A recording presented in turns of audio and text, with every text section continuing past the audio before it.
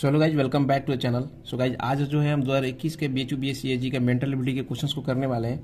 सो चलिए सबसे पहले हम देखते हैं क्वेश्चन नंबर 1 जो था यहाँ पे। क्वेश्चन नंबर 1 है यहाँ पे, the diameter of a circle is equal to the side of a square. बोल रहा है कि डायमीटर जो है वो स्क्वायर के साइड के बराबर है किसी सर्किल का। What is the area of the square if the area of the circle is 64 pi square centimetre. बोल रहा है कि एरिया आपको निकालना है स्क्वायर का जब यदि 64 यदि जो सर्किल का एरिया जो है वो 64 पाई दिया हुआ है। तो देखिए सबसे पहले हम क्वेश्चन को देखते हैं, क्वेश्चन में बोला क्या है उसी के हिसाब से। बोल रहा है कि डायमीटर जो है वो साइड स्क्वायर के साइड के बराबर है। डायमीटर क्या होता है 2r, यानी 2 टाइम्स रेडियस होता है, और इसके बराबर है साइड के बराबर है, स्क्वायर के साइड के बराबर है, यानी 2r इक्वल टू a हो जाएगा। अब हमको यहाँ पे क्या दिया हुआ पूछ रहा है, स्क्वायर के एरिया पूछ रहा है। स्क्वायर के एरिया क्या हो जाएगा, a स्क्वायर होता है, और दिया क्या हुआ है हमको सर्किल का एरिया। सर्किल का एरिया मतलब पाई आर स्क्वायर। हमको दिया हुआ है कितना 64 पाई, ठीक है, ये दिया हुआ है। तो पाई से यहाँ पे पाई कैंसिल हो जाएगा, यानी आर स्क्वायर कितना हो जाएगा आपका 64। तो आर कितना हो जाएगा 8, क्योंकि यहाँ से स्क्वायर हटेगा तो यहाँ पे क्या हो जाएगा 8 हो जाएगा। तो रेडियस हमको कितना मिल गया 8। हमको निकालना क्या है ए स्क्वायर का एरिया निकालना है। तो अब हम यहाँ पे क्या करेंगे, देखो रेडियस मिल गया हमको, ए कितना होता है 2r के बराबर होता है। तो ए कितना हो जाएगा 2 इंटू 8, आर का वैल्यू 8 आया है तो 8 हो जाएगा, यानी 16। तो एरिया स्क्वायर कितना हो जाएगा 16 इंटू 16, यानी 256, और यूनिट यहाँ पे सेंटीमीटर में है तो स्क्वायर सेंटीमीटर। तो यहाँ पे जो आपका राइट आंसर हो जाएगा क्या हो जाएगा 256, यानी कि फोर्थ जो है यहाँ पे ऑप्शन जो है राइट हो जाएगा। चलिए नेक्स्ट क्वेश्चन देखते हैं। क्वेश्चन नंबर जो है यहाँ पे क्वेश्चन नंबर सेकंड है यहाँ पे, while attending your friend's party you see your friend muffler catching fire from the candle on the table behind him, you would। बोल रहा है कि जब आप किसी अपने दोस्त के जो है फ्रेंड्स के पार्टी में अटेंड करते हो तो वहां पे जो उसका मफलर मतलब फायर पकड़ लेता है, आग पकड़ लेता है, तो वहां पे क्या करोगे आप 4 ऑप्शंस दिए हुए हैं। अब इसके बेसिस पे देखो ऑप्शंस आपके दिए हुए, तो आप क्या करोगे। ऑप्शंस पहला यहाँ पे, ask your friend to see behind him, बोलोगे अपने दोस्त को पीछे देखने के लिए।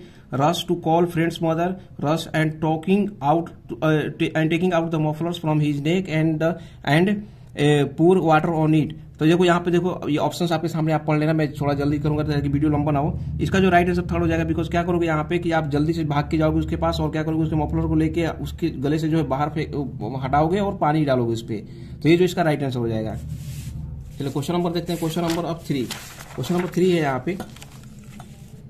क्वेश्चन नंबर 3 यहाँ पे question number 3, read the following statement carefully. आपको जो स्टेटमेंट दिए हुए हैं और इसके बेसिस पे जो है आपको कुछ आंसर बोला जाएगा यहाँ पे करने के लिए। तो पहला है, in a parallelogram angle bisector of 2 adjacent angle intersect at right angle. बोल रहा है कि पहला की अगर किसी पैरेललोग्राम में, ठीक है, पैरेललोग्राम है उसके अंदर बोल रहा है कि एंगल बाइसेक्टर जो होते हैं, पैरेललोग्राम में बना के पैरेललोग्राम उनको बोलते हैं जिनके की ऑपोजिट साइड्स जो है पैरेलल होते हैं, एक दूसरे के जो है पैरेलल होते हैं और बराबर होते हैं। तो ये हो गया पैरेललोग्राम। अब आप ऑप्शंस क्या बोल रहा है कि angle bisector of 2 adjacent angle intersect at right angle. बोल रहा है कि एंगल बाइसेक्टर जो होते हैं, ये एंगल बाइसेक्ट कर रहे हैं तो ये हमेशा जो है 90 डिग्री पर जो है एंगल, देखो एडजेसेंट एंगल को जो है बाइसेक्ट करने वाले 90 डिग्री पर मिलते हैं। तो ये देखो आप सही बात है कि ये 90 डिग्री पर मिलते हैं। क्यों, देखो यहाँ पे क्या है, ये इसका सम और इसका सम कितना है 180 है, क्योंकि आपको पता होगा ये दोनों क्या होते हैं हमेशा पैरेलल, और पैरेलल के बीच में एंगल कितना होता है 180। तो इन दोनों को हम बाइसेक्ट कर दिए, आधा आधा कर दिए तो कितना हो जाएगा 90 डिग्री। तो इसका और इसका सम कितना हो गया आधा, दोनों साइड से है ना, तो आधे होंगे मतलब 90। तो एक ट्राइंगल यहाँ पे बन रहा है, तो इसका एंगल जब 90 हो गया तो ये टोटल कितना हो जाएगा, ये भी जो है 90 हो जाएगा। तो पहला ऑप्शन तो यहाँ पे क्या हो जाएगा आपका सही है। अब चलते अब देखते हैं दूसरा यहाँ पे, कि the bisector of the angle of parallelogram form A triangle. बोल रहा है कि एंगल बाइसेक्टर जो होते हैं पैरेललोग्राम के वो जो है रेक्टेंगल बनाते हैं। अब देखो यहाँ पे जो इस तरह से कुछ है, मान लो यहाँ पे आया, ये इस तरह से आया, ये इस तरह से आया और ये इस तरह से आता है।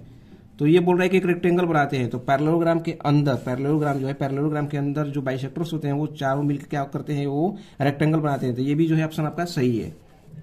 अब देखिए अब देखते हैं हम थर्ड है, joining the mid point of the sides of a triangle is a equilateral triangle. बोल रहा है कि किसी ट्राइंगल के बोल रहा है कि joining the mid point of the sides of a triangle, हम किसी ट्राइंगल के मिड पॉइंट्स को हम ऐसे ज्वाइन कर देते हैं, सभी मान लो ज्वाइन कर दिए, तो ये जो है इक्विलेटरल ट्राइंगल बनेगा।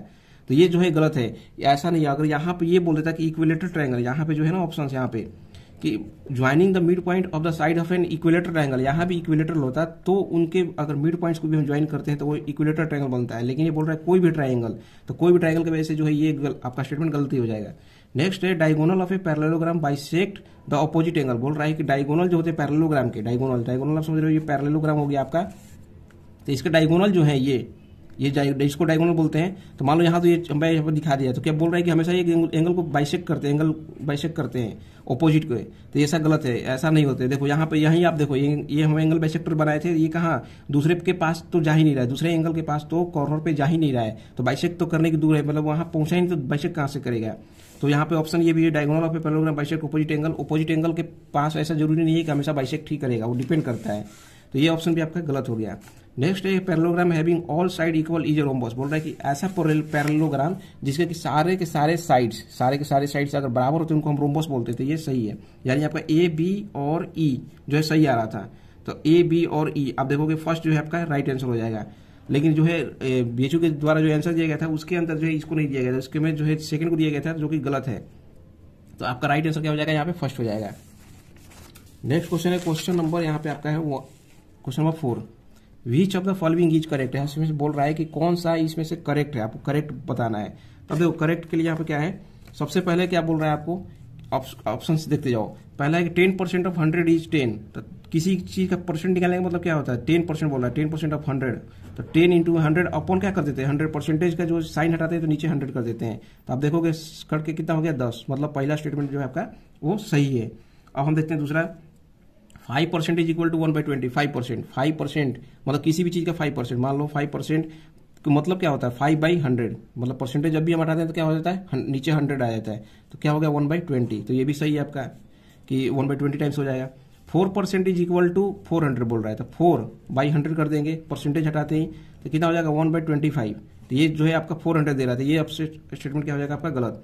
अब बोल रहा है कि 0.005 इज इक्वल टू 0.5%। अब इसको भी देख लेते हैं कि 0.5/100 कर देते हैं इसको, यही तो बोल रहा है ना कि ये जो इसका इतना 5% है, इसको हम करेंगे कितना हो जाएगा 0.005। तो मतलब कि ये सही है, ये जो है इसका इतना परसेंट है, मतलब कि ये जो है ये 0.05 करने पे आ जा रहा है, तो ये भी जो है सही है। और लास्ट देखोगे 0.004 इज इक्वल टू इतना परसेंट, इसका हम करेंगे 0.00004/100 जैसे ही करेंगे परसेंटेज हटाएंगे तो ये और 2 जीरो इसके अंदर ऊपर आ जाएगा, इस तरह से हो जाएगा। तो ये जो है लास्ट स्टेटमेंट आपका गलत है। तो इस तरह से देखोगे 1, 2 और 4 गलत सही हो रहा था, ए बी एंड डी, यानी आपका राइट आंसर क्या हो जाएगा सेकंड वन। चलिए नेक्स्ट क्वेश्चन देखते हैं, क्वेश्चन नंबर जो है आपका क्वेश्चन नंबर 5। अब देखो क्वेश्चन नंबर 5 मैं ये बोलूंगा कि अभी भी जो ऐसे क्वेश्चन जब भी एग्जाम में आए तो आप इसको छोड़ के ही आ जाना, टाइम वेस्ट करने की जरूरत नहीं है। बिकॉज इसमें क्या बोल रहा है कि ये सारे जो है पॉइंट्स अलग अलग दिए हुए बोल रहे हैं कि इनको जोड़ने के बाद इनमें से चारों में से जो है आपका एक क्लोज फिगर बन जाएगा, कंप्लीट जो है फिगर बन जाएगा। तो देखो ऐसे क्वेश्चन आपको बहुत ज्यादा प्रैक्टिस करने के बाद जो डायरेक्ट मैं बता देता हूँ आपको आंसर कि आप खुद प्रैक्टिस कर लेना, बिकॉज मैं भी बहुत प्रैक्टिस किया, इसको बहुत ज्यादा टाइम इसमें कंज्यूम हो रहा है। तो इसका राइट आंसर जो है आपको जो बीएचयू को द्वारा दिया गया था वो फर्स्ट है। तो आप भी कोशिश करना, अगर आपका आ जाता है आंसर तो बताना आप कमेंट में कि हाँ आपका हो गया, बिकॉज हम तो कोशिश किए नहीं आया था, तो आप कोशिश करके बताना कि आपका आया कि नहीं। तो नेक्स्ट क्वेश्चन देखते हैं, क्वेश्चन नंबर जो है आपका क्वेश्चन नंबर है 6। अब क्वेश्चन नंबर 6 के अंदर देखिए, क्वेश्चन नंबर 6 में क्या है, क्वेश्चन नंबर यहाँ पे 6 है। क्वेश्चन नंबर 6 के अंदर देखो क्या है, बोल रहा है कि find out which one of the following answer figure will appear like the question figure after rotation. बोल रहा है कि कौन सा आंसर फिगर जो है वो दिखेगा क्वेश्चन की तरह अगर हम इसको रोटेट करते थे। मतलब ये आपका क्वेश्चन वाला फिगर हो गया, इसको जब हम रोटेट करते हैं तो कौन सा इसमें से आंसर दिखेगा। तो देखो पहला नंबर तो हम अब ये बताया नहीं यहाँ पे किस तरह से हम रोटेट कर रहे हैं। तो मान लो हम रोटेट करते हैं इसको इस तरह से, मतलब इसको अप को डाउन कर देते हैं, डाउन को अप कर देंगे, तो क्या होगा ये वाला जो चौड़ा यहाँ पे दिख रहा है तो ये क्या हो जाएगा ऊपर आ जाएगा और वो वाला नीचे हो जाएगा। बाकी आप कहीं भी देखो यहाँ पे किसी भी तरह से रोटेट करोगे तो इसमें एक जो है ये इसमें 2 लगे हुए हैं, इसमें एक हट गया, इसमें ये दोनों तो लगे हुए हैं लेकिन ये बड़ा वाला हट गया, और इसके अंदर देखोगे तो ये छोटा ही हो गया, जो बड़ा यहाँ पे था ये छोटा ही हो गया। तो ये तीनों ऑप्शन तो आराम अपने आप कट जा रहे हैं। तो आपका राइट आंसर क्या हो जा रहा है, यहाँ पे सेकंड हो रहा है। लेकिन जो यहाँ पे भी आंसर दिया गया था बीएचयू के द्वारा वो क्या दिया गया था, थर्ड दिया गया था, जो कि कहीं भी किसी हालत में जो है नहीं हो सकता है। तो राइट आंसर यहाँ पे क्या होना चाहिए, सेकंड होना चाहिए। मैं इसीलिए आपको बताते जा रहा हूँ कि बीएचयू भी क्या बताया था, आप वो भी साथ के साथ देखते चलो। देखो अब नेक्स्ट क्वेश्चन है क्वेश्चन नंबर 7। क्वेश्चन नंबर 7 है find out the missing term. यहाँ पे बोल रहे हैं मिसिंग टर्म आपको निकालना है। मिसिंग टर्म्स के मैं पिछले बार भी बताया था, बहुत सारे क्वेश्चन मतलब पिछले बार भी जब हम लोग कराए थे तब भी बताए थे कि आते रहते हैं इसके। तो यहाँ पे देखो सिंपल सा एक ट्रेंड आपको पता कर लेना है, यहाँ पे ट्रेंड के रूप में ही वो चलते रहते हैं। तो देखो यहाँ पे क्या है, मैं सिंपल सीधे सॉल्व कर देता हूँ। यहाँ पे क्या है, देखो 8 यहाँ पे इन दोनों को मल्टीप्लाई किया है और इन दोनों को मल्टीप्लाई करके इसमें से दोनों सेपरेट कर दिया है, तो जो बीच में बच रहा है उसको लिया है। देखो जैसे क्या हुआ, 8 इंटू 9 72 हो गया, और 3 इंटू यहाँ पे एस जो है यहाँ पे कौन से नंबर पे आता है अल्फाबेट में, 19। मैं कई बार बताया था कि अल्फाबेटिकल जो है इसी तरह से पूछे जाते थे, आप उसका नंबरिंग भी याद करके जाना घर से। कितना हो जाएगा 57। हम दोनों को सेपरेट कर दो, 72 माइनस 57 करोगे तो कितना हो जाएगा 5 7 3 2 5 5 हो गया, और ये 1 यानी कि 15। तो देखो यहाँ पे क्या हो गया 15 बचा हुआ है। नेक्स्ट इसी तरह से करेंगे हम, तो 14 3 42 हो जाएगा ये, और यहाँ पे 6 डी का मतलब कितना 4 होता है, 24। तो कितना हो जाएगा आपका 18। देखो यहाँ पे, देखो यहाँ पे 18 आ गया। सेम इसी तरह से आपको सॉल्व करना है। अब सॉल्व करना है तो यहाँ पे देखो क्या होगा, 30 हो गया। अब मेरे को यहाँ पर नहीं पता है, माइनस के मालूम है आपको 11 नंबर पे आता है, तो हम क्या करेंगे एक्स मान लेते हैं यहाँ पे कि कोई टर्म जो है एक्स है, एक्स इंटू 11 इक्वल टू कितना आना चाहिए आपका 8 आना चाहिए। ठीक है, तो इसको इधर भेज देते हैं तो कितना हो जाएगा 22। 30 में से जो है आपका 8 घट जाएगा तो 22 हो जाएगा, इक्वल टू 11x, और 11 से x कितना हो जाएगा 2, मतलब 11 से 2 बार में कट जाएगा तो x का वैल्यू 2, यानी यहाँ पे जो है आपका राइट आंसर कितना होना चाहिए 2 होना चाहिए। तो इसका देखिए राइट आंसर क्या हो जाएगा 4th वन, यानी कि 2। चलिए नेक्स्ट क्वेश्चन देखते हैं। क्वेश्चन नंबर जो है आपका, क्वेश्चन नंबर जो है 8वां, क्वेश्चन नंबर 8 के अंदर है। अब देखो इसमें सिंपल सा देखो क्या है, एक ट्रेंड दिया हुआ है, दूसरे ट्रेंड पे पूछ रहा है कि यहाँ पे जो मिसिंग है यहाँ पे क्या होगा, कौन सा चीज आएगा। तो देखो सिंपल सा देखो, इस पहले ट्रेंड पे देखो कि कोई फिगर में ज्यादा चेंज नहीं हुआ, क्या होगा बस भरते गया है, मतलब जो ये खाली जगह थी उसको भरते गए हैं, फिगर सेम है। तो मतलब यहाँ पे फिगर सेम रहेगा, मतलब ये सर्किल रहेगा, और सर्किल के अंदर ये सर्किल रहेगा, और इसके अंदर भी 4 इस तरह से जो है बनाए रहेंगे, यहाँ पे बने हुए हैं। अब देखो इसमें क्या है, 2 भर गया था, तो यहाँ पे अब हम क्या करेंगे 2 भर देंगे ऊपर नीचे को। तो भरा हुआ देखो कौन सा है यहाँ पे सी वाला, तो यहाँ पे राइट आंसर क्या हो जाएगा 3rd वन। अगर क्वेश्चन आपको लगे कि मैं जल्दी जल्दी कर रहा हूँ तो आप जो है वीडियो को रोक के जो है जरूर आप एक बार अपने से करके फिर जो है आंसर देखिए। चलिए क्वेश्चन नंबर हम 9 देखते हैं। क्वेश्चन नंबर 9 है, the angle traced by hour hand in 2.5 hour is 75 degree. यहाँ पे स्टेटमेंट दिया हुआ है, आप उसके बेसिस पर आपसे क्वेश्चन पूछा जा रहा है। तो हम सबसे पहले देख लेते हैं। देखो इसको सॉल्व करने के लिए बोल रहा है 2.5 घंटे में जो है 75 डिग्री एंगल जो है कवर होता है। तो सबसे पहले हम देख लेते हैं कि एक घड़ी जो होता है, घड़ी के अंदर जो आवर हैंड होता है वो 360 डिग्री कितने देर में करता है, 360 कितने देर में करता है 12 घंटे में करता है। यानी 1 घंटे में हम निकालेंगे तो 1 घंटे में कितना करेगा वो 30 डिग्री। ठीक है, 1 घंटे में 12 घंटे में जो है टोटल 360 डिग्री करता है कवर, तो 1 घंटे में कितना कर लेगा 12 से डिवाइड कर देंगे तो 30 डिग्री। अब यहाँ बोल रहा 2.5 घंटे, तो क्या करेंगे हम 2.5 से गुना कर देंगे, 30 गुने 2.5 हट जाएगा ये, तो कितना हो जाएगा 25 75 यानी 75 डिग्री। तो यहाँ पर देख लो 75 डिग्री दिया हुआ है कि कवर करेगा, तो ये पहला स्टेटमेंट आपका सही हो गया। नेक्स्ट है the angle traced by minute hand in 20 second is 2 degree. बोल रहा है कि मिनट हैंड द्वारा 20 सेकंड में 2 डिग्री ट्रैवल किया जाता है। अब हम मिनट हैंड को भी देख लेते हैं। अब देखो मान लो ये मिनट हैंड है, मिनट हैंड भी क्या करता है 60 मिनट सॉरी कितना ये करता है, इसको कवर करने में कितना देर लगता है, इसको कितना 1 घंटा लगता है, यानी 60 मिनट लेता है। 60 मिनट में कितना कवर कर लेता है ये 360 डिग्री कर लेता है। तो 1 मिनट में हम निकाल लेंगे। 1 मिनट के लिए क्या करेंगे 360 को 60 से डिवाइड कर देंगे, यानी कि यहां से देखो 6 डिग्री, यानी कि 1 मिनट में 6 डिग्री कवर हो जाता है। और आपसे पूछ क्या रहा है ये 20 सेकंड में।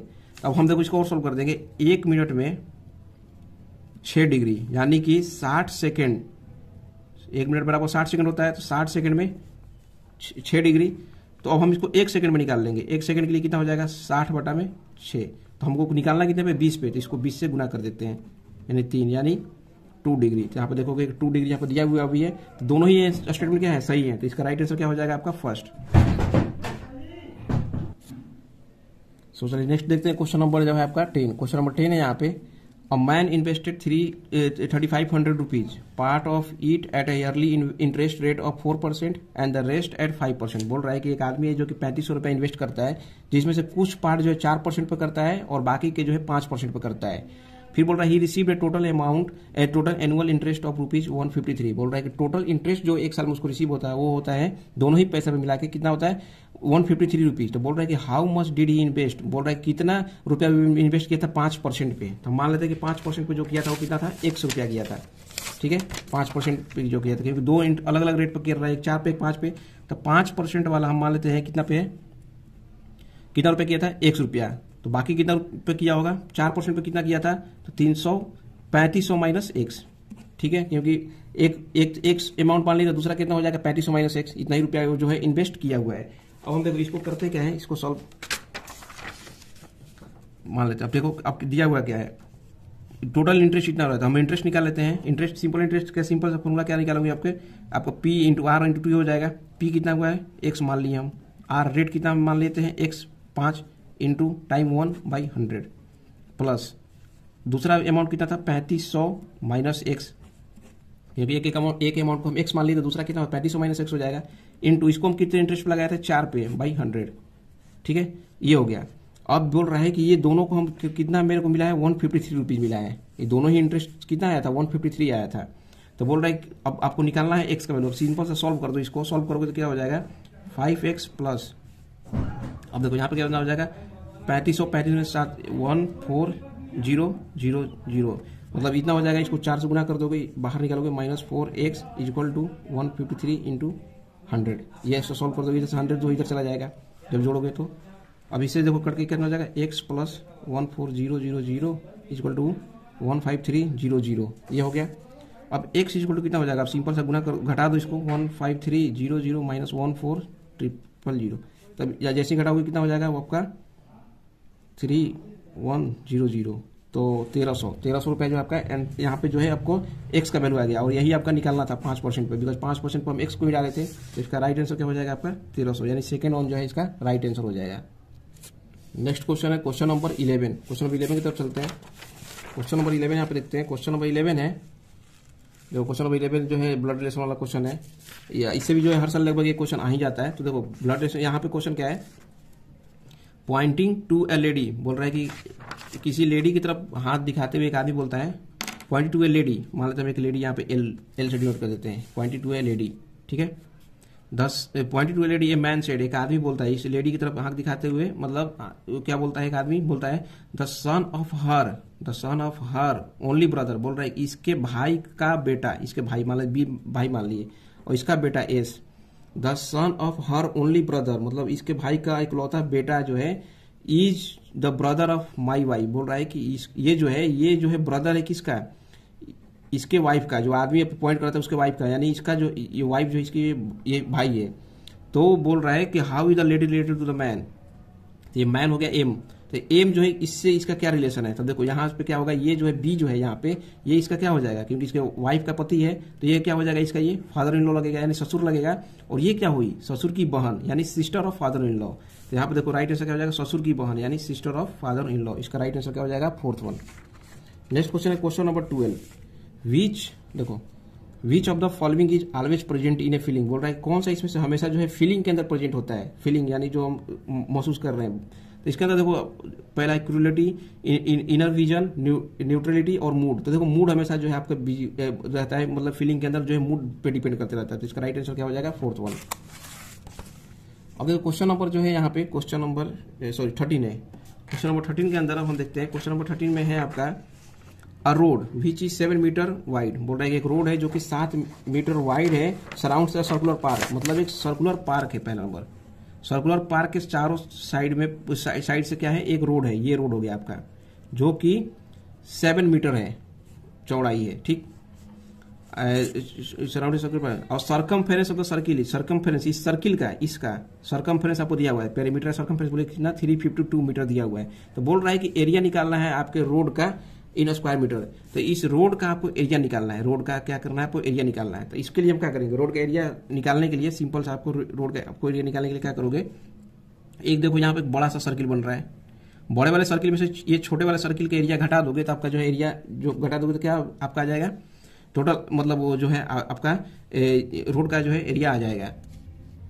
सो देखो सबसे पहले हम यहाँ से यहाँ का निकालेंगे कितना आर है, तभी तो उसको बड़े वाले का हम रेडियस निकाल पाएंगे। तो छोटे वाले का देखिए क्या दिया हुआ है, सर्कमफ्रेंस आपको दिया हुआ है सर्किल का अंदर वाले का 2 पाई आर इक्वल टू 352, यानी कि 2 इंटू 22/7 इंटू आर कर देंगे 352 इंटू 7/22 इंटू 2, यही हो गया। अब 11 से 2 बार में कट जाएगा, 11 से ये 3 और ये हो जाएगा 2, तो 11 2 बार में कट गया, ठीक है।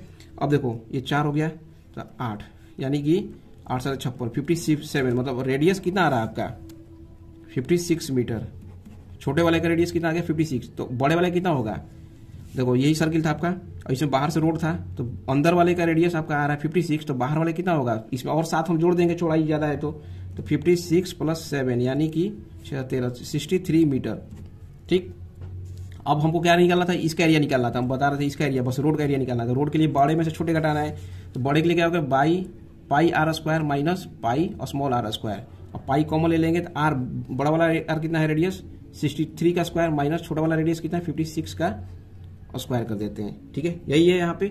अब हम देखो यहाँ पे क्या करेंगे, अब करना क्या है कि हम इसको सॉल्व कर देते हैं a + b × a - b के फॉर्म में। जैसे आपको पता होगा a² - b² क्या होता है, a + b × a - b, simple सा। तो आप अपने हिसाब से कैसे भी सॉल्व कर सकते हो। देखो पाई, अब यहाँ पे हम क्या करेंगे 63 + 56, क्योंकि a + b हमको रखना है, और इंटू दोनों का डिफरेंस आपको पता है 7 आएगा, क्योंकि हम और दोनों का डिफरेंस 7 आएगा, तो ये हो गया। अब 22, अब जिसको समझ में आया तो आप डायरेक्ट भी यहाँ से सॉल्व कर सकते हो, अपने आप से सॉल्व कर सकते हो, अपने हिसाब से जो है सॉल्व कर सकते हो। इंटू, अब देखो इन दोनों को जोड़ दो, कितना हो जाएगा, ये 9 हो जाएगा, 6 दिन 9 और 6 5 11, 119 × 7, 20 से गुना कर दे, 7 से 7 कट जाएगा, तो कितना हो जाएगा 22 × 119। अब इन दोनों को गुना कर देते हैं, 119 × 22 कितना हो जाएगा 38, और ये 2 फिर से नीचे भी आ जाएगा 8 3 2, अब जोड़ देते हैं 8 8 3 11, 3 2 5 1 6 2, तो 2618। अब देखो यहाँ पे 2618 कौन सा आंसर है, यहाँ पे देखो 2618 यहाँ पे राइट आंसर है। तो यही जो है आपका क्या हो जाएगा, एरिया ऑफ रोड हो जाएगा। तो आप अपने हिसाब से भी सॉल्व करना, बस समझ जाना यहाँ से। इसके बाद जो अपने हिसाब से आप जो भी आपको सिंपल लगे आप डायरेक्ट कैलकुलेट करके भी कर सकते हो। तो जो है इसका राइट आंसर क्या हो जाएगा इसका 2618। अब देखो नेक्स्ट है क्वेश्चन नंबर 14। क्वेश्चन नंबर 14 के अंदर है 2 स्टेटमेंट दिए हुए हैं, स्टेटमेंट के बेसिस पर आपको फिर से जो है बताना है। स्टेटमेंट वाले क्वेश्चन बहुत आ रहे थे, तो देखो अब इसके अंदर क्या है कि if a man distribute his pencil among 4 boys PQRS, बोल रहा है कि एक आदमी है जो कि अपना पेंसिल उसके पास है जो कि डिस्ट्रीब्यूट कर रहा है 4 बच्चों में PQRS, और उनको किस रेशियो में कर रहा है 1/3, 1/4, 1/5, 1/6। Then the minimum number of pencil that the man have 57। तो बोल रहा है कि जो मिनिमम सभी को मतलब अगर डिस्ट्रीब्यूट कर रहा है इस रेशियो में, तो मिनिमम उसके पास 57 पेंसिल होना चाहिए ताकि वो इस रेशियो में डिस्ट्रीब्यूट कर ले, मिनिमम बोल रहा है। तो याद रखना जब भी रेशियो से क्वेश्चन इस तरह से आए और जब मिनिमम निकालने को बोले तो वहां पे सिंपली क्या करना, आपको एलसीएम निकाल लेना सभी के। हम इनका एलसीएम निकाल लेते हैं, एलसीएम निकालेंगे तो क्या होगा, अब देखो 3 4 5 और 6 सही है ना। अब इनके हम एलसीएम निकालेंगे तो क्या हो जाएगा, देखो एलसीएम निकालोगे तो जो कि बाहर देखो यहाँ पे एलसीएम हम निकाल भी लेते हैं, यहाँ पे देखो सिंपल सा कितना हो जाएगा। यहाँ से एलसीएम निकालने का मतलब आप समझ रहे हो, 3 ये 2 हो जाएगा 5 और 3, अब इसको हम गुना कर 3 से, फिर यहाँ पे कट जाएगा एक बार 1 2 5 1, यह हो जाएगा 10 × 6। ठीक है, थोड़ा कितना हो गया मतलब 60। अब हम क्या करेंगे, पेंसिल हमको निकालना है, रेशियो ये दिया हुआ है, तो 60 का आपका एलसीएम आ गया, लोवेस्ट कॉमन फैक्टर क्या हो गया 60 आ गया। ठीक, अब इसको हम गुना करते हैं, सबसे जो है रेशियो जो है उसको कर देते हैं 1/3 × 60 प्लस 1/4 × 60 प्लस 1/5 × 60 प्लस 1/6 × 60। अब कर दो कितना हो जाएगा ये 20, तो 20 प्लस 15 प्लस इसको करेंगे तो 12 प्लस 10, तो देखो ये कितना हो जाएगा 5 2 7, और ये हो जाएगा 1 2 3 2 5, तो यानी कि 57। तो देखो 57 यहाँ पर दिया हुआ भी है कि मिनिमम उसको कितना सेंस चाहिए 57, तो ये जो इसका पहला आंसर जो है राइट हो जाएगा।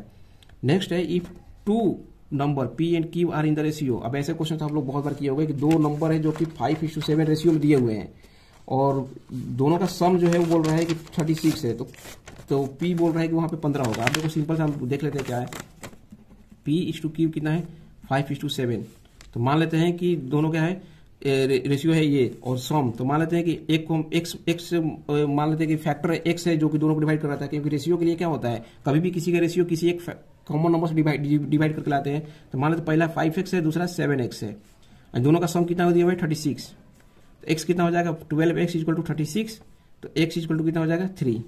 ठीक, अब यहां से देखो P 5 था, ठीक, तो 5 × x का वैल्यू 3 आया था यानी 15, आपका P कितना वैल्यू आ गया 15, यानी स्टेटमेंट 1 और स्टेटमेंट 2 दोनों ही सही है, तो आपका राइट आंसर यहाँ पे क्या हो जाएगा फर्स्ट वन। नेक्स्ट क्वेश्चन चलते हैं, क्वेश्चन नंबर जो है आपका 15। क्वेश्चन नंबर 15 के अंदर है, देखो क्वेश्चन नंबर 15 के अंदर क्या दिया हुआ है, बोल रहा है कि 3 प्लेयर्स, ये भी सेम उसी तरह से क्वेश्चन है। देखो 3 players start running from a same point and in the same direction in a circular field. बोल रहा है कि 3 प्लेयर हैं जो कि सेम डायरेक्शन में रन करना चालू किए हैं। 3 प्लेयर है मान लो, 3 जो है ऐसे सर्किल में जो है रन करना चालू किए हैं, तीनों सेम डायरेक्शन में। और बोल रहा है कि दे कंप्लीट 1 राउंड इन। तीनों कैसे कैसे राउंड कंप्लीट करते हैं, 36 सेकंड में करता है, दूसरा 40 सेकंड में और तीसरा 48 सेकंड में। ये इनका टाइमिंग है, इतने इतने सेकंड में करते हैं। तो बोल रहा है कि after how much time will they meet after at the starting point. बोल रहा है कि कितने समय बाद तीनों ही, जैसे यहाँ से चालू किए थे तीनों, लेकिन अब क्या करेंगे, तीनों ही एक साथ फिर से यहाँ पे आ जाए, दौड़ते रहेंगे तो कितने समय के बाद जो है एक साथ आएंगे। तब इसके लिए देखो सिंपल, इससे मैं बता रहा हूँ, जब भी लोएस्ट आता है, लोएस्ट टाइम बताना होता है, चाहे लोएस्ट कोई भी चीज, तो हम एलसीएम निकालते हैं। अब यहाँ पे भी सेम करेंगे, 36, 40 और 48 का हम एलसीएम निकाल लेते हैं।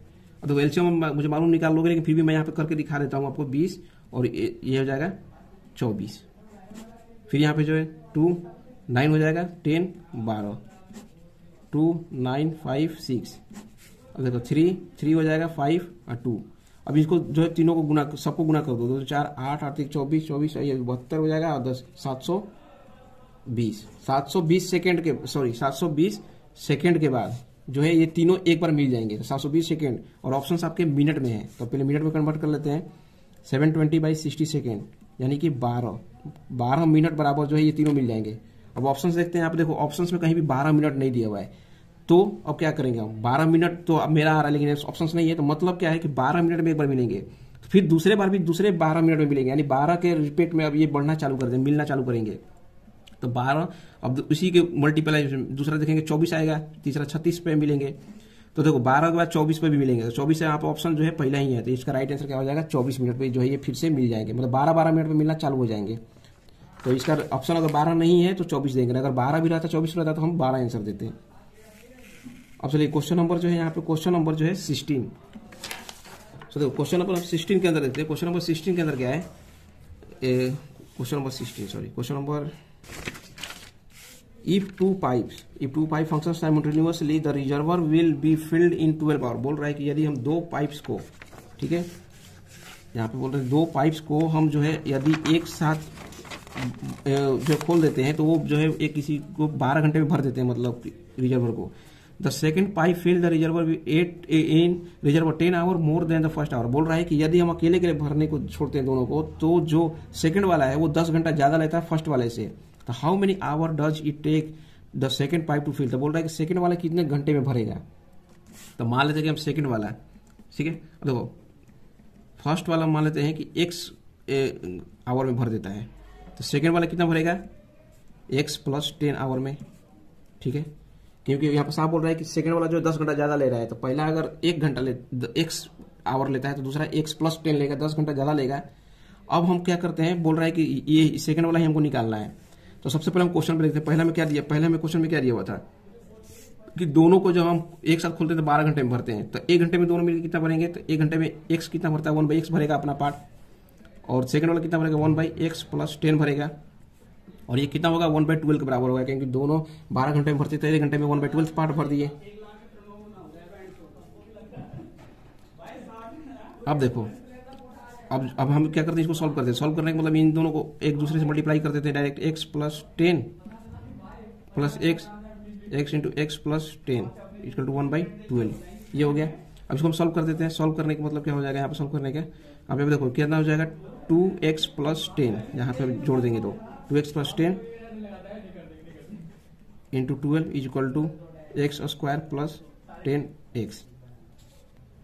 अब इसको हम फिर सॉल्व कर देते हैं। सॉल्व करेंगे तो देखो क्या हो जाएगा, 24x + 120, ये इसको सॉल्व किए तो इतना = x² + 10x, ठीक है। अब इसको हम सॉल्व कर देते हैं, और सॉल्व करेंगे तो क्या हो जाएगा, x², देखो हम इसको इधर रखते हैं, x², ठीक, -4 यहाँ पे, सॉरी x² हो जाएगा, और ये इसको घट, ये इधर जाएगा तो यहाँ पे क्या हो जाएगा, -24x हो जाएगा, ठीक है।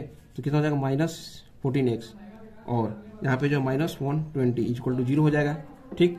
अब हम इसको जो 2 पार्ट में तोड़ देते हैं, तो x² -20x + 6x -120 = 0 हो जाएगा। यहाँ पे फिर से हम सॉल्व करते हैं, x को यहाँ पे कॉमन ले लेंगे, तो x -20 आएगा, और यहाँ पे 6 को कॉमन ले लेंगे तो x -20 आएगा, = 0।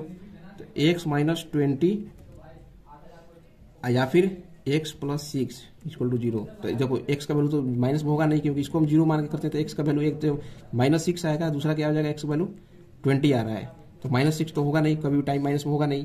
तो यहाँ पे एक्स का हो गया, एक्स का वैल्यू आपका 20 आ गया। और पूछा क्या जा रहा था आपसे सेकंड वाले का, तो सेकंड वाला कितना था, एक्स प्लस 10 था, यानी कि 20 घंटा प्लस 10 घंटा, यानी कि सेकंड वाला कितना घंटा लेगा, 30 आवर लेगा आपका। तो इसका राइट आंसर क्या हो जाएगा आपका 30 घंटा, यानी कि ये जो है फोर्थ वन जो है इसका राइट आंसर हो जाएगा।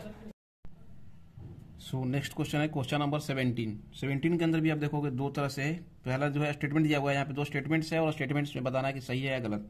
पहला यहाँ पे 5 men and 4 boys can do a piece of work in 20 days, and while 3 men and 2 boys can do the same work in 10 days, then one man's 1 day's work each 3/20। बोल रहा है कि 5 आदमी और 4 लड़के मिलके जो है किसी काम को 20 दिन में करते हैं, उसी काम को 3 आदमी और 2 व्यक्ति मिलके जो है 10 दिन में करते हैं। तो यहाँ पे बोल रहे हैं कि एक आदमी उसी काम को कितने दिन में करेगा, एक आदमी एक दिन में कितना काम करेगा। और नेक्स्ट स्टेटमेंट हम देख सकते हैं 2 टीचर्स एंड 3 स्टूडेंट, मतलब सेम तरह से है कि 2 टीचर और 3 स्टूडेंट्स मिलकर किसी काम को 10 दिन में करते हैं, वहीं 3 टीचर और 2 स्टूडेंट्स मिलकर किसी काम को उसी काम को 8 दिन में करते हैं। तो वहां पे एक स्टूडेंट एक दिन में कितना काम करेगा, और ये दिया हुआ है 1/100। आपको बताना है कि दोनों स्टेटमेंट जो है सही है या नहीं। तो देखो सबसे पहले हम पहला स्टेटमेंट को देखते हैं। पहला स्टेटमेंट के अंदर क्या था, 5 आदमी और 4 लड़के जो मिलकर किसी काम को 20 दिन में करते हैं। तो मान लेते हैं हम यहाँ पे कि एक आदमी एक दिन में कितना काम करता है, एक दिन में वो मेन जो है एक दिन में एक एम काम करेगा, और बॉयज एक दिन में बी काम करता है। तो यहाँ पे टोटल 20 दिन में करते थे, हमें क्या निकालना है, अब एक दिन पे हम पहले निकालते हैं। अब एक दिन पे निकालने के लिए क्या करेंगे, सबसे पहले मान लेते हैं एक दिन में 5 आदमी कितना काम करेगा, 5m, क्योंकि एक आदमी m काम करता है, तो 5 आदमी कितना काम करेगा, 5m करेगा एक ही दिन में, प्लस एक लड़का कितना काम करता था, बी काम करता था एक दिन में। तो एक दिन में 4 लड़के काम कर रहे हैं टोटल, तो 4b काम कर देंगे। और ये किसके बराबर होगा, 1/20 के बराबर, बिकॉज टोटल काम 20 दिन में होता था, तो एक दिन में 1/20 काम होगा। और 5 आदमी और 4 बच्चे ही मिलकर कर रहे थे, तो इनका टोटल काम जोड़ देंगे तो 1/20 के बराबर हो जाएगा। ठीक, नेक्स्ट हम देखते हैं यहाँ पे 3m, मतलब 3 आदमी प्लस 2 लड़के 2b, मतलब 2 लड़के। ये याद रखना यहाँ पे एक दिन का काम है इन सभी का, मतलब आदमी जो है यहाँ पे एक आदमी एक दिन में m काम करता था, तो 5 का ये हो गया। उसी तरह से तो ये कितना हो गया, 1/10 काम करेंगे। ठीक है, हम दोनों को हम कंपेयर कर देते हैं। ये स्टेटमेंट आपका 1 हो गया, ये फर्स्ट इक्वेशन, ये सेकंड इक्वेशन हो गया। अब हम इसको सॉल्व करेंगे। सॉल्व करने के लिए क्या करेंगे, इसके अंदर 2 से मल्टीप्लाई कर देते हैं, पूरे इक्वेशन के अंदर 2 से मल्टीप्लाई कर देंगे तो b से b जो है कैंसिल हो जाएगा, बिकॉज हमको मेंस का निकालना है। तो मेन वाला रख देंगे और बॉयज वाला जो है कोशिश करेंगे हटाने का। तो क्या हो जाएगा, 5m plus 4b equal to 1/20, और सेकंड नीचे वाले में क्या होगा, 2 से मल्टीप्लाई होगा तो 6m हो जाएगा, प्लस 4b, क्योंकि इसमें भी 2 से मल्टीप्लाई हो जाएगा, इक्वल टू 2/10, यानी कि यहाँ पे क्या होगा 1/5 हो जाएगा। ठीक है, अब देखो अब क्या करेंगे, हम इसको दोनों को नीचे वाले को सब्ट्रैक्ट कर देते हैं, माइनस कर देते हैं ऊपर वाली इक्वेशन से। फर्स्ट इक्वेशन से सेकंड इक्वेशन को घटा देंगे, घटाएंगे तो क्या होगा, 4b से 4b कैंसिल, -4b कैंसिल हो जाएगा, और यहाँ पे क्या हो जाएगा -m इक्वल टू, यहाँ पे क्या हो जाएगा 1/20 माइनस 1/5। अब इसको हम सॉल्व करते हैं, सॉल्व करेंगे तो कितना हो जाएगा 1 - 4/20 इक्वल टू -3/20। अब देखो -m इक्वल टू आ गया -3/20, माइनस माइनस कैंसिल हो गया, यानी कि m का वैल्यू कितना आ गया 3/20। और ये क्या है, m एक आदमी का एक दिन का काम है, और यही आपसे पूछ रहा था यहाँ पे कि देन 1 man 1 day's वर्क, एक आदमी का एक दिन का काम कितना हो जाएगा 3/20। तो ये तो स्टेटमेंट आपका सही हो गया। नेक्स्ट हम चलते हैं टीचर वाला। सेम टीचर वाले में भी यही करेंगे, सेम चीज। मान लेते हैं कि टीचर जो है एक दिन में टी काम करता है, एक टीचर, और वहीं जो है स्टूडेंट्स भी एक दिन में एस काम करते हैं। तो इक्वेशन यहीं से हम बना देते हैं कि 2 टीचर एक दिन में कितना काम करेगा, 2t प्लस 3s स्टूडेंट हो जाएगा, और ये किसके बराबर हो जाएगा 1/10 के बराबर हो जाएगा, यानी दोनों का काम जो है 1/10वां भाग हो जाएगा टोटल काम के, क्योंकि 10 दिन में टोटल काम होता था। तो इक्वेशन 1 हो गया। सेम उसी तरह से सोल्व करेंगे, 3t plus 2s equal to 1/8। अब देखो यहाँ पे देखो 3 टीचर हैं 2 स्टूडेंट्स हैं, तो इसका हम सोल्व कर देंगे, इक्वेशन आपका 2 हो गया। अब सेम इसी तरह से जो है सोल्व कर देंगे। हमको यहाँ पे पूछ क्या रहा है, देर स्टूडेंट्स का पूछ रहा था, तो हम टीचर को कैंसिल करना है, यहाँ पे टीचर वाला जो इक्वेशन इसको कैंसिल करना है। तो हम क्या करेंगे, दोनों को बराबर करना होगा। तो इसको जो है हम 3 से मल्टीप्लाई कर देते हैं किसी इक्वेशन को, पूरे इक्वेशन को, और इस इक्वेशन को हम 2 से मल्टीप्लाई कर देते हैं पूरे इक्वेशन को। तो देखो 6 हो जाएगा, दोनों में कैंसिल हो जाएगा। तो देखो यहाँ पे कर देते हैं, कितना हो जाएगा 6t plus 9s equal to 3/10। ये इक्वेशन 1 हो गया मेरा। नेक्स्ट दूसरा देखते हैं क्या हो जाएगा, 6t plus 4s is equal to 1/4 हो जाएगा, क्योंकि यहाँ से कट के 4 आएगा तो 1/4 इक्वेशन आपका हो गया सेकेंड। ठीक है, अब देखो माइनस करेंगे हम यहाँ पे, सब सेकंड इक्वेशन को 1 में से घटा देते हैं तो 6t से -6t कट जाएगा, और यहाँ पे माइनस करेंगे 9 में से 5 तो कितना हो जाएगा 5s। ठीक है, 5s हम इसको, और इक्वल टू 3/10 - 1/4। अब इसको हम सॉल्व कर देते हैं, कितना हो जाएगा 12 - 10 बटा में 40, 2/40। तो अब देखो 2/40 हो गया यानी 1/20 हो गया, तो 5s इज इक्वल टू 1/20, तो s इज इक्वल टू कितना हो जाएगा 1/100। तो देखो s बराबर कितना दिया हुआ है, स्टूडेंट्स का काम भी 1/100 दिया हुआ है, तो दोनों ही इक्वेशन आपके जो है सही है। तो यहाँ पे क्या हो जाएगा आंसर इसका, both statement 1 and 2 are true, तो फर्स्ट इसका जो है राइट आंसर हो जाएगा। फिर हम नेक्स्ट क्वेश्चन देखते हैं, क्वेश्चन नंबर जो है आपका, क्वेश्चन नंबर है 18। तो क्वेश्चन नंबर 18 के अंदर क्वेश्चन नंबर 18 है, ये भी सेम उसी तरह से 4-5 जो है टोटल आपको स्टेटमेंट दिए हुए हैं, बताना है कौन सा स्टेटमेंट सही है कौन सा नहीं है। तो देखो इसके लिए देखो पहला इसमें क्या क्वेश्चन दे रहा है, पहला स्टेटमेंट क्या है, parameter of a triangle is greater than the sum of its 3 median. बोल रहा है कि किसी भी ट्राइंगल का पैरामीटर जो होता है, पैरामीटर माने तीनों साइड का सम जो होता है वो उनके तीनों मीडियन से, मीडियन आप समझ रहे हो, तो मीडियन से जो है वो मीडियन यानी कि किसी एक साइड से जो है लास्ट यहाँ पे गिरो तो दोनों को आधे भाग में बांट दे, तो ये बोल रहा है कि ये जो है इनसे बड़ा होता है, तीनों मीडियन जोड़ देंगे। जैसे मान लो एक ट्राइंगल है, मतलब समझो ये ट्राइंगल है, ये जो है इनके मीडियन है, जो कि दोनों साइड को जो है सामने वाले साइड को आधे मतलब भाग में बांटते हैं। तो बोल रहा है कि इसका और इसका तीनों का सम अंदर वाले का जो है इस तीनों साइड से बड़ा, जो है साइड से जो है छोटा होता है, यानी कि साइड का सम हमेशा, जैसे मान लेते ए है BC और ये हो गया DEF। तो कहने का मतलब सबसे पहले क्वेश्चन समझो क्या है, A + B + C, AB + BC + CA जो है वो बड़ा है किससे, AD। देखो ये मीडियन हो गया, AD + BE + CF।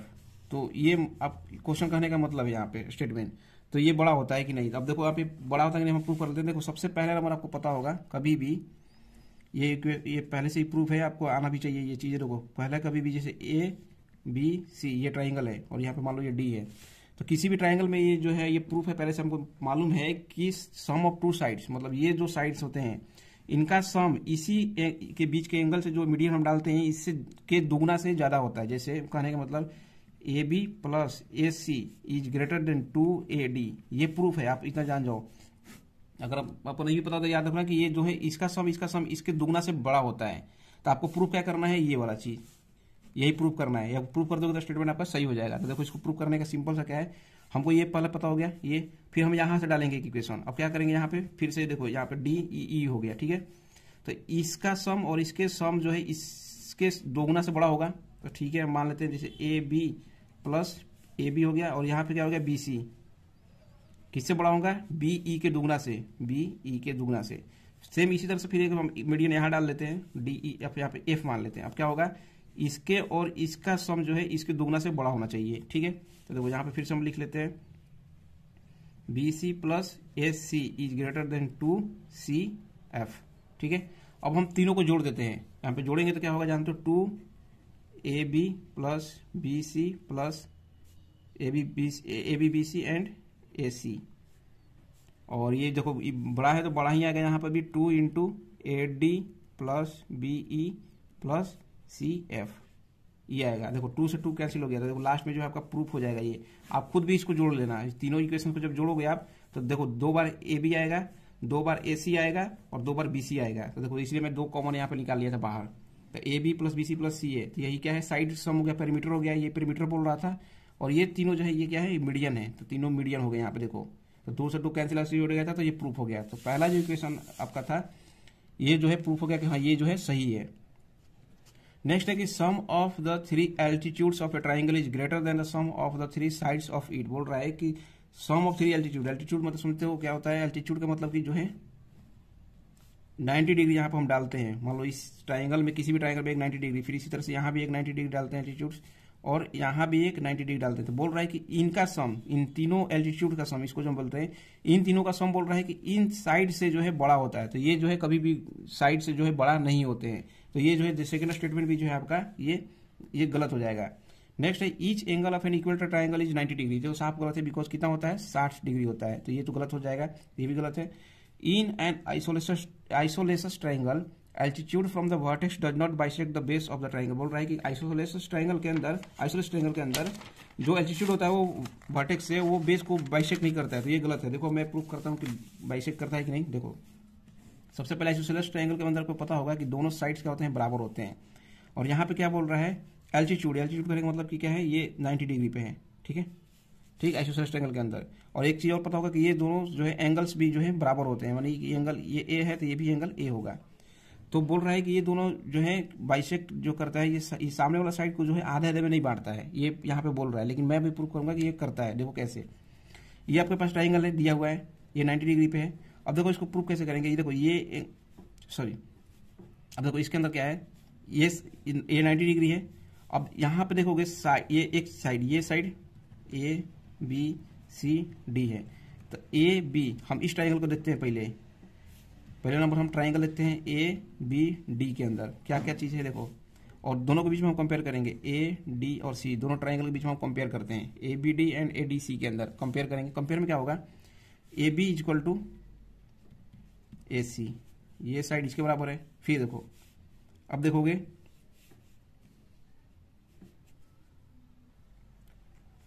अब देखो नेक्स्ट एंगल देखेंगे, A B D is equal to angle A C D, because देखो ये एंगल इसके बराबर है, ए एंगल इसके एंगल के बराबर है, तो एंगल बराबर हो गया। और देखो यहाँ पे A D B, angle A D B is equal to angle A D C equal to 90 degree, because ये एंगल तो 90 डिग्री दोनों में है, तो ये भी दोनों बराबर हो गया था। अब देखोगे यहाँ पे एंगल साइड्स कॉन्फ़िगरेशन आप पढ़े होगे ट्राइंगल के अंदर सिमिलरिटी की वजह से जो है ये साइड जो है, देखो दोनों ट्राइंगल क्या हो गया, सिमिलर प्रूफ हो गया। और सिमिलर प्रूफ होते मतलब ये साइड क्या हो जाएगा, इसके बराबर हो जाएगा, बिकॉज देखो एंगल साइड जो होता है ये एक सिमिलरिटी आप पढ़े होंगे 8 या 9 क्लास में, जो है हमको पढ़ना होता है सिमिलरिटी, ट्राइंगल सिमिलरिटी के अंदर।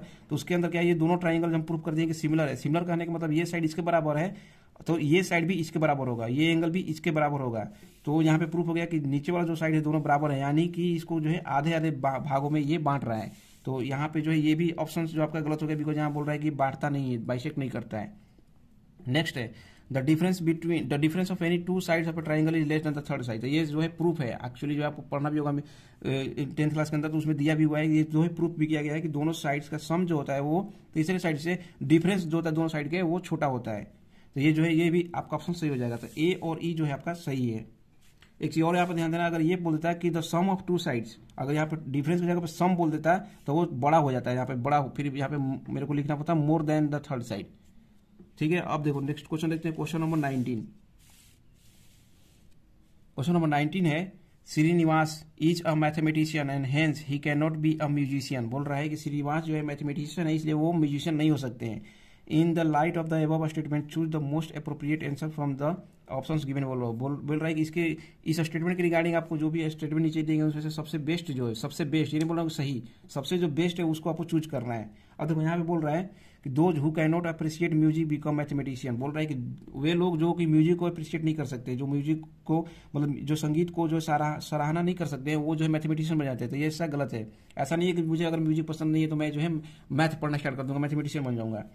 Majority of mathematician are not good musician, अब यहाँ पे बोल रहा है कि बहुत सारे जो मैथ के गणितज्ञ जो मैथमेटिशियन है वो जो है म्यूजिशियन नहीं हो अच्छा म्यूजिशियन नहीं हो सकते, तो ये भी गलत है। ऐसा कुछ नहीं है कि अगर मुझे मैथ आता तो मैं अच्छा म्यूजिक नहीं बजा सकता। फिर यहाँ पे no musician can become a mathematician, बोल रहा है कि कोई भी म्यूजिशियन जो संगीतकार है वो मैथमेटिशियन नहीं हो सकता है, तो ये भी गलत है। ऐसा बिल्कुल पॉसिबल है कि अगर मुझे ही मान लो मुझे म्यूजिक आता है तो मैं मैथ भी जान सकता हूँ, ऐसा नहीं कि मुझे मैथ आएगा ही नहीं। अब यहाँ पे एक music and mathematician do not go together, हाँ अब ये देखो लास्ट स्टेटमेंट मैं बोल रहा हूँ कि ऐसा नहीं कि यहाँ पे भी आप हो सकता है बोलोगे कि क्यों नहीं जा सकते, लेकिन देखो सारे स्टेटमेंट में से मुझे जो मोस्ट अप्रोप्रिएट खोजना है यहाँ पे, तो यहाँ पे देखो म्यूजिक और मैथमेटिशियन दोनों ही अलग चीज है। म्यूजिक के लिए जो है इंस्ट्रूमेंट आपको चाहिए लगभग सब कुछ जो है बजाने के लिए, लेकिन मैथमेटिशियन मैथ के लिए क्या चाहिए आपको, जो एक नॉर्मल सा कॉपी किया, दोनों के ही इंस्ट्रूमेंट्स जो है अलग है एकदम, मतलब अलग अलग कॉन्टेस्ट हो गया है। तो हो सकता है इसीलिए हम क्या बोल सकते हैं यहाँ पे कि हाँ म्यूजिक और मैथमेटिशियन जो है एक साथ नहीं जा सकते हैं, नहीं चल सकते हैं, तो इसका मोस्ट अप्रोप्रिएट जो है 4th हो जाएगा।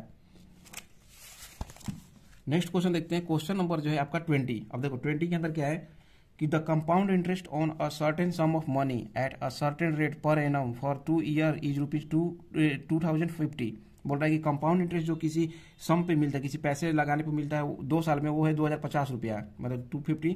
वहीं simple interest on the same amount, और सिंपल इंटरेस्ट उसी अमाउंट पे money at the rate of same rate पे 3 साल के लिए जो है हमें कितना मिलता है, 3000 रुपये मिलता है। तो बोलता है कि जो सम ऑफ मनी, आपको जो है वो पैसा निकालना है कितना रुपया जो है हम लगाए थे।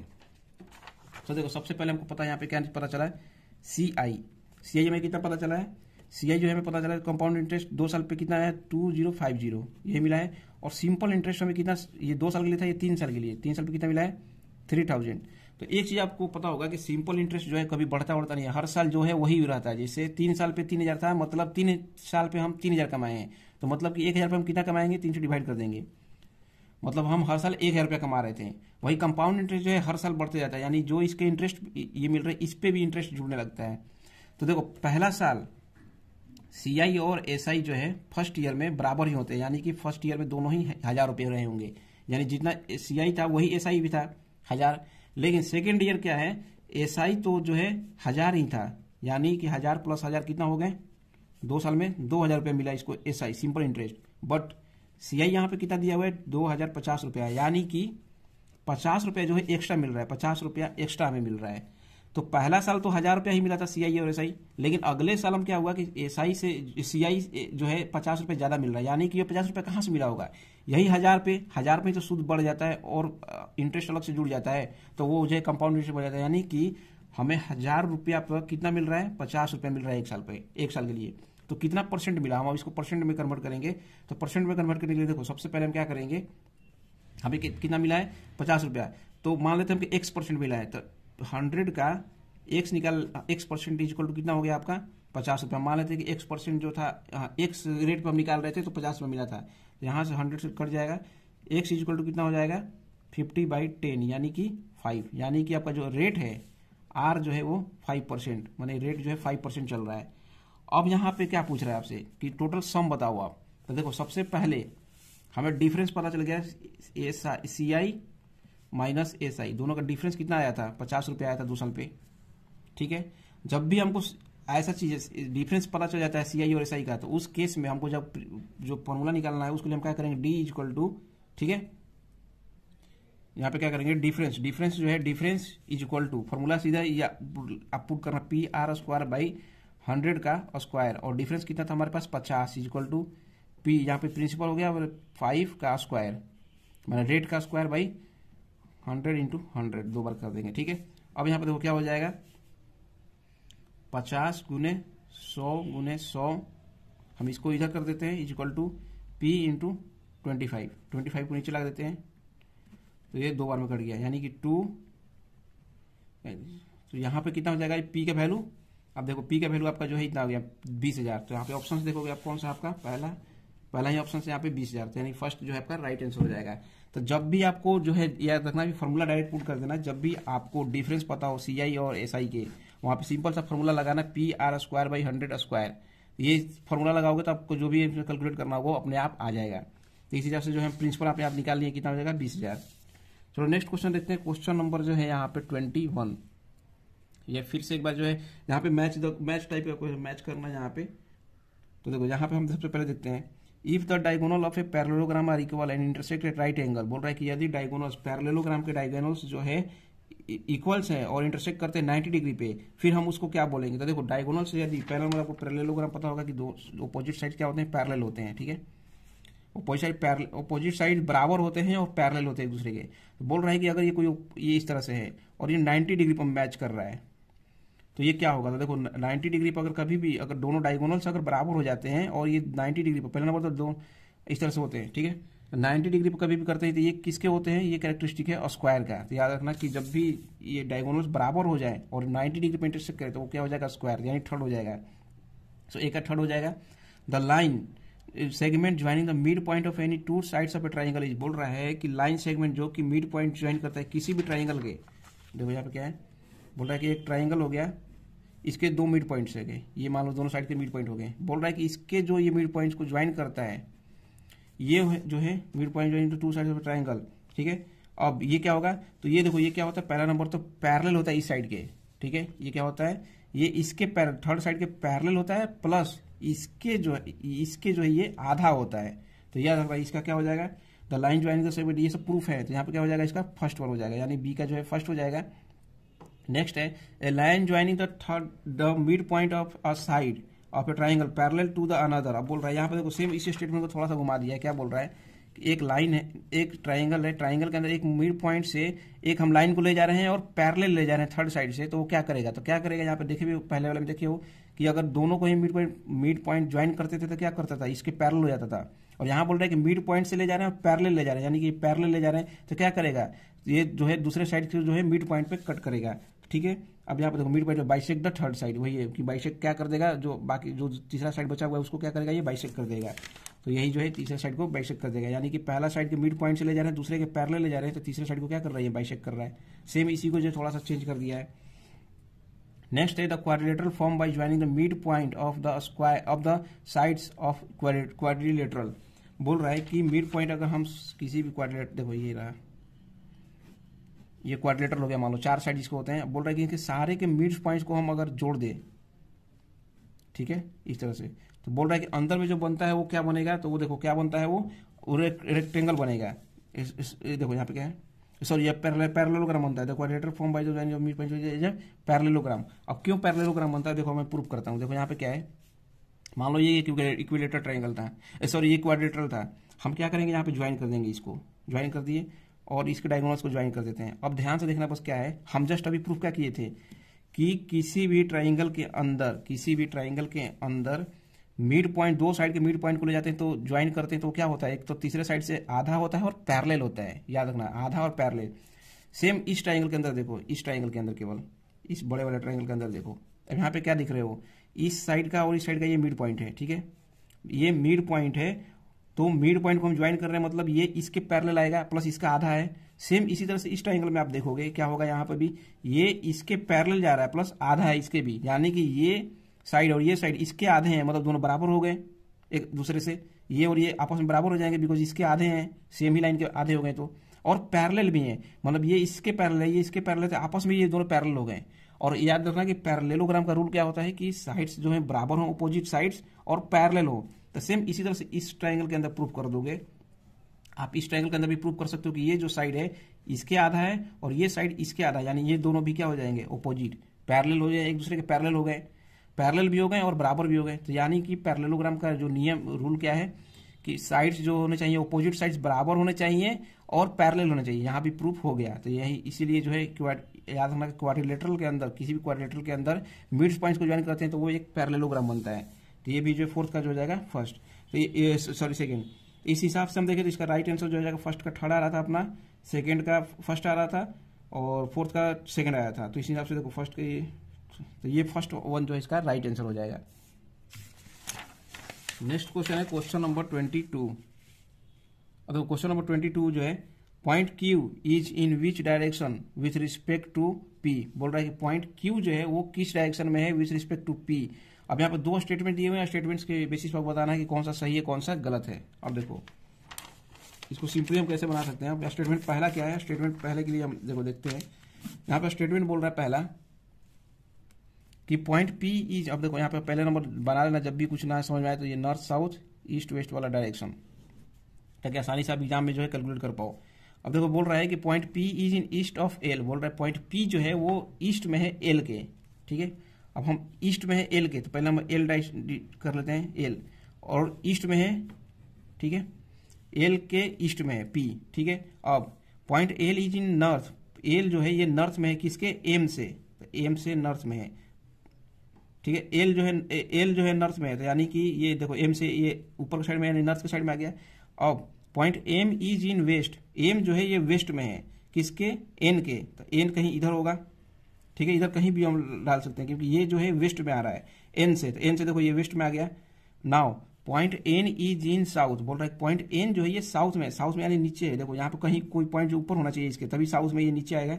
ऑफ ओ, बोल रहा है कि एन हम रख दिए, ओ जो है मान लो कहीं ओ यहाँ पर हम लिख रहे हैं, ओ से क्या हो गया ये एन, देखोगे अब क्या हो गया साउथ में आ गया। अब बोल रहा है कि point O is in west of Q, point O जो है वो कहाँ है, वेस्ट में है। वेस्ट में कहने का मतलब ये जो है क्यू जो है इधर कहीं होगा, इसके हमेशा इधर होगा तभी ये वेस्ट में आ सकता है। मान लेते क्यू यहाँ पे है, तो अब पूछ रहा है कि पॉइंट पी। अब देखो यहाँ पे स्टेटमेंट का अब क्या था कि मेरे पास पूछ रहा था कि अब देखो यहाँ पे क्यू जो है पहला नंबर क्यू हम पुट किए हैं। अब यहाँ पे एक चीज देखोगे कि पी से हमें डायरेक्शन क्यू और पी के बीच में हमको बताना था कि क्या क्या है। देखो यहाँ पे क्वेश्चन देखोगे पी और क्यू के बीच में डायरेक्शन बताना था। तो इस पॉइंट पे एक चीज समझो आप, हम जो एन यहाँ पे ये लिख रहे थे, हम अभी तो आप आराम से बता सकते हो कि पी से जो है क्यू किधर साइड में है, ईस्ट साइड में है। क्यू जो है ईस्ट साइड में है पी के। लेकिन एक चीज यहाँ पे ध्यान देना, जिसे हम एन यहाँ पर रखे थे, हम क्या करेंगे एन को यहाँ पर रख लिए तो ओ कहाँ पे आ जाएगा हमारा यहाँ पे, और जस्ट हम यहाँ पे क्यू को रख लेते हैं तो पी से कहाँ जा रहा है ये। देखो क्यू का दो चीज हो जा रहा है, एक तो पी इधर भी आ जा, क्यू इधर भी आ जा रहा है पी के और ई इधर भी आ जा रहा है। तो मतलब हमें कंफर्म नहीं हो, क्योंकि एन डायरेक्ट मेरे को नहीं पता गया था कि पी की डायरेक्ट नीचे आएगा। तो इस केस में हम क्या देख रहे हैं कि क्यू जो है वो कहीं भी आ सकता है, मतलब हम डायरेक्ट एग्जैक्ट नहीं बता सकते कि किधर इसका डायरेक्शन है, मतलब पी से ईस्ट में है या फिर वेस्ट में है। तो पहला स्टेटमेंट से तो हम कंफर्म नहीं कर पा रहे हैं दोनों के बीच का डायरेक्शन। अब नेक्स्ट स्टेटमेंट हम देखते हैं। स्टेटमेंट क्या है, नेक्स्ट स्टेटमेंट है यहाँ पे कि point L is in west. अब देखो यहाँ पे फिर से नॉर्थ साउथ ईस्ट वेस्ट बना लेते हैं। अब यहाँ पे सिंपल से क्या करेंगे, point L is in west of P. बोल रहा है कि पॉइंट एल जो है, पॉइंट हम एल जो है वे वेस्ट में है। किससे, एल हो गया पी से, ठीक है, पी से एल जो है वेस्ट में आ गया। And north of point M, and जो है एल जो है, एल ही जो है कहाँ पे है, नॉर्थ में, किससे, एम से, तो नॉर्थ हो गया। अब देखो नेक्स्ट है कि point M is in east of point N. बोल रहा है पॉइंट एम जो है वो कहाँ पे है, ईस्ट में है, ईस्ट में, यानी कि कहीं ऑफ एन, एन कहीं इधर आ रहा है, ठीक है। N which is in south of O. अब बोल रहा है कि एन जो है वो खुद कहाँ पे है, साउथ में, किसके, ओ के, कहीं ओ इधर होगा, ठीक है, O. Point Q is in east of O. अब देखो क्यू बोल रहा है कि ईस्ट में है, ओ से क्यू जो है ईस्ट में है, मान लेते यहाँ पे है Q. And north of L, और एल के नॉर्थ में, देखो पहला नंबर यहाँ पे था और एल के नॉर्थ में, मतलब क्यू जो है कहीं यहीं पे आएगा, क्योंकि इसके जस्ट हमको नॉर्थ में ले जाना है, तो ऊपर जाएगा कहीं, और इसके जो है वेस्ट में, ईस्ट में भी आ गया। देखो ओ के जो है ईस्ट में भी आ गया, तो यहाँ पे है क्यू। तो अब बोल रहा है कि अब यहां से देखो ये सब आपका स्टेटमेंट जो था बन गया। अब हम यहां से आसानी से बता सकते हैं कि पी और क्यू के बीच में रिलेशन क्या है। क्यू कहाँ पे है, क्यू जो है वेस्ट में है पी से, ठीक, तो डायरेक्टली बता सकते हो। अभी हम यहाँ पे ऐसा नहीं कर सकते कि क्यू को हम इधर भी पुट कर सकते थे, क्योंकि यहाँ पे, क्योंकि फिर इसको हम नॉर्थ एल से जो है कंपेयर नहीं कर पाते हैं। तो आप यहाँ पे समझ पा रहे हो कि यहाँ पे हम डायरेक्शन जो है बता पा रहे हैं सेकंड वाले स्टेटमेंट से। सो इस केस में क्या होगा, second alone is sufficient while one is no along is not sufficient. बोल रहा है कि सेकंड क्यों अकेला जो है वो सफिशिएंट है बताने के लिए डायरेक्शन की पी और क्यू में क्या डायरेक्शन है। तो इसका राइट आंसर क्या हो जाएगा, सेकंड वन। चलिए नेक्स्ट क्वेश्चन देखते हैं। क्वेश्चन नंबर जो है आपका 23। अब देखो क्वेश्चन नंबर 23 के अंदर क्या है, how many leap years do 100 year है। बोल रहा है कि 100 साल में कितने लीप ईयर होंगे। तो आपको बताया गया था यहाँ पे लीप ईयर निकालने के लिए 4 से डिवाइड कर देते थे, ठीक है। मैं आपको जो है इस पे वीडियो भी बनाया था, उसमें भी बताया था कि 4 से डिवाइड करेंगे, तो इस हिसाब से तो 25 आ गया। लेकिन वहां पे एक एक्सेप्शन से बताया गया था कि जब भी सेंचुरी वाले ईयर आएंगे, सेंचुरी कहने का मतलब 100, 200, 300, 400 इस तरह से जो आएंगे, उसमें हम क्या करते हैं 4 के बजाय 400 से डिवाइड करते हैं। और यहाँ पे देखोगे 4 से डिवाइड होगा ही नहीं, तो इसलिए जो 100 ईयर है, खास करके 100 ईयर है, 99 के बाद जो 100 ईयर आएगा, ये खुद जो है ये नहीं हो पाएगा, लीप ईयर के अंदर नहीं आ पाएगा। तो ये जो है एक कम हो जाएगा, यानी 24। ये जो है बहुत बार क्वेश्चन भी मैं करा चुका हूँ कि 100 ईयर के अंदर कितने होते हैं, ये बहुत जगहों पे क्वेश्चन पूछा भी जा चुका है। इसका जो राइट आंसर क्या हो जाएगा आपका 24। 25 आपको नहीं मारना, याद रखना कि सेंचुरी को जो है वहां हर साल में सेंचुरी जितने बार आएगा उसको 400 से डिवाइड करके हम देखते हैं। चलो नेक्स्ट क्वेश्चन हम देखते हैं। क्वेश्चन नंबर जो है आपका ये कौन सा है, क्वेश्चन नंबर 24। और 24 के अंदर क्या है कि यहाँ पे बोल रहा है कि mister A lends 40% of sum, 40% of sum और 50%। अब बोल रहा है कि देखो mister A lend 40% of sum at 15% per annum, 50% of rest sum at 10% per annum and the remaining at 18% per annum. What would be the rate of interest per annum if the interest is calculated on the whole sum. बोल रहा है कि mister ए जो है वो अपने पैसा का जो है 40% जो है वो 15% के रेट पर लगा देते हैं, उसके 50% जो बचा हुआ है 50% उसका 10% उस पर 10% पर लगा देते हैं, और जो बाकी बचेगा उसको 18% पर लगाते हैं। तो जो टोटल इंटरेस्ट आता है वो पूरे पैसे पे कितना पे लगाएं, तो वो मतलब जो है वो रेस्ट जो इनको इंटरेस्ट मिलता है, जो बोलता है कि टोटल इंटरेस्ट जो लेते हैं वो उसको इकलौता अगर कैलकुलेट कर दिया जाए कि कितना इंटरेस्ट है अगर पूरे पैसे पर, तो वो कैसे कैलकुलेट करेंगे, यहाँ पे कितना रेट होगा। तो सबसे पहले हम मान लेते हैं मिस्टर ए जो है वो उनके पास हम मान लेते 100 रुपया था, मान के चलते हैं कि 100 रुपया था, तो उसके 40% यानी कितना हो जाएगा 40 रुपया। 40 रुपया को किस रेट से लगा रहे हैं 15% से, 40 इंटू 15/100, ठीक है। इस पे कुछ इंटरेस्ट मिलेगा इनको, ठीक है, ये इंटरेस्ट मिलेगा 40 इंटू 50/100 इंटू 1 कर देंगे। ईयर यहाँ पे 1 यहाँ पे दिया हुआ है तो इसलिए हम ज्यादा नहीं करेंगे, 1 साल मान लेते हैं, ठीक। अब प्लस अब बोल रहा है कि 50% ऑफ द रेस्ट, जो बाकी के बचेगा 50%, तो इसमें से 40% घटा देते हैं, 40 रुपये घटाएंगे तो कितना बचा इनके पास 60 रुपये बच गया है। तो इसका 50% बोल रहे हैं, मतलब आधा। 50% किस रेट से लगा रहे हैं 10% से, 50% मतलब 30 रुपया को किस रेट से लगा रहे हैं 10% के रेट से, बाई 100 हो गया 30 रुपीज जो पैसा हो गया प्रिंसिपल इंटू 10/100, प्लस जो रिमेनिंग बचेगा, रिमेनिंग कितना बच जाएगा, तो 40 और 30 70 रुपये तो लगा दिए 100 में से, तो कितना बच गया टोटल 100 में से और 30 रुपया और बच गया। तो 30 रुपये को किस रेट से लगा रहे हैं 18% के रेट से लगा रहे हैं, 18/100। तो ये क्या हो गया, टोटल इनको इंटरेस्ट मिलेगा अलग अलग पैसों पे अपने, ठीक है। 100 रुपया को जो अलग अलग पार्ट में, ये टोटल इंटरेस्ट हो गया। और ये बोल रहे हैं कि ये टोटल कितना इंटरेस्ट हो जाएगा अगर ये एक बार में 100 रुपया लगा देते तो हम क्या करेंगे, हमको नहीं पता इंटरेस्ट, तो हम सबसे पहले प्रिंसिपल अमाउंट मान लेते हैं 100 रुपीज, मान लेते 1% पर लगा देते हैं, इंटरेस्ट बाई 100 कर देते हैं, ये इसी के बराबर हो जाता है। क्योंकि जो 100 रुपीज को इंटरेस्ट आता है किसी एक खास रेट से, वही रेट इनको मतलब ये टोटल मिल रहा है 100। अब देखो 100 से सभी में देखोगे 100 कैंसिल हो जाएगा, क्योंकि यहाँ पे प्लस में है तो एक ही 100 से सारे 100 कैंसिल हो जाएंगे प्लस में है तो, ठीक। अब यहाँ पे देखो गुना कर दो कितना हो जाएगा, जो कि 600 plus 300 plus 540 equal to 100 X, यही हो गया। हमको एक्स ही तो निकालना है यहाँ पे।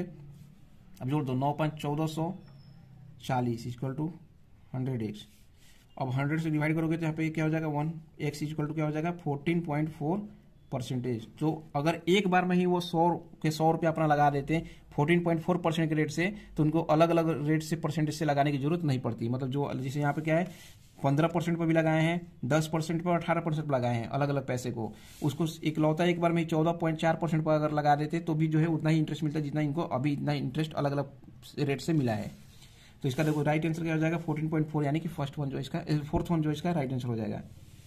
चलो नेक्स्ट क्वेश्चन है क्वेश्चन नंबर 25। अभी मैं इसको बताया भी था, इसका सेम फॉर्मूला आप लगा के फिर आसानी से इसको बता सकते हो। देखो बोल रहा है if the difference between simple interest and compound interest for 2 year on a sum of money lend at 5%। बोल रहा है कि सिंपल इंटरेस्ट और कंपाउंड इंटरेस्ट के बीच में जो डिफरेंस है 2 साल के लिए फॉर कुछ किसी खास अमाउंट पे जो कि 5% के रेट से दिया गया था एनुअली, कंपाउंडेड एनुअली, इज ₹6। बोल रहा है डिफरेंस कितना आया था 6 रुपया आया था दोनों के बीच का डिफरेंस। तो बोल रहा है कि पैसा कितना था। तो अब देखो मैं आपको बताया था फॉर्मूला क्या यूज करते हैं, डी इक्वल टू PR² का स्क्वायर। अब डी क्या था डिफरेंस कितना आया था दोनों का, CI माइनस SI का 6 rupees is equal to principal मेरे को नहीं पता है P इंटू रेट मेरे को पता है कितना दिया 5, तो 5 का हम क्या कर देंगे स्क्वायर अपॉन 100 इंटू 100, ठीक है। अब देखो हमको प्रिंसिपल लाना है, क्या करेंगे 6 इंटू 4 हो जाएगा नीचे 25। अब देखो यहाँ पे कर देंगे तो क्या हो जाएगा 400 यानी कि 2400। यहाँ पे क्या हो जाएगा आपका, इसको जो सॉल्व करोगे तो आपका कितना आ जाएगा 2400 रुपया, यानी कि जो प्रिंसिपल अमाउंट था वो कितना था 2400, यानी कि सेकंड जो इसका राइट आंसर आ जाएगा। आप आसानी से इसको जो इस फॉर्मूला से सॉल्व कर पाओगे। PR², डिफरेंस जो होता है हमेशा कितना होता है PR²/100 का स्क्वायर। इससे जो आपका आसानी से आंसर जो 1 मिनट के अंदर आ गया। सो ये जो था टोटल क्वेश्चन 25 जो है लास्ट क्वेश्चन था। आई होप कि जो भी सारे क्वेश्चन जो थे आपको समझ में आए होंगे। किसी भी क्वेश्चन में आपको अगर डाउट आया हो तो आप जो कमेंट जरूर करना। सो चलिए मिलते हैं नेक्स्ट वीडियो में, अभी के लिए धन्यवाद।